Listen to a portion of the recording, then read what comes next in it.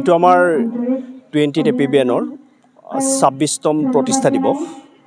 আমাৰ এইটো বেটেলিয়ন 2001 চনৰ 1 জানুৱাৰী তাৰিখে আমাৰ তেতিয়াৰ দেৰগাঁৱৰ 11th মানে এপিবিএনৰ বাকৰিতে তাত স্থাপিত কৰা হৈছিলে। তাৰপিছত 2003 চনত আমাৰ এই পাণবাৰীস্থিত বৰ্তমানৰ যিটো আমাৰ কেম্পাছ, এই কেম্পাছলৈকে স্থানান্তৰিত কৰা হৈছিল।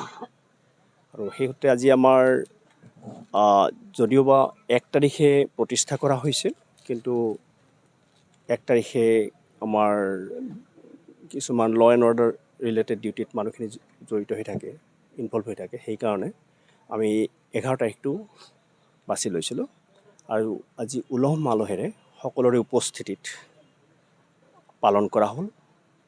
আৰু আমাৰ ইয়াতে আমাৰ যিটো পেৰেড যিটো সমাৰোহ, তাত আমাৰ বঙাইগাঁৱৰ ৱেষ্টাৰ্ণ ৰেঞ্জৰ অসমৰ মাননীয় DIG আমাৰ বিজয় কুলিকদাম ছাৰ আহি অংশগ্ৰহণ কৰিছিলে। আৰু ৰাইজৰ সহযোগ, আমাৰ বিশিষ্ট অতিথিবৃন্দৰ উপস্থিতিত আজি আমি আমাৰ যি কাৰ্যসূচী সুন্দৰকৈ আমি সম্পন্ন কৰিব পাৰিম।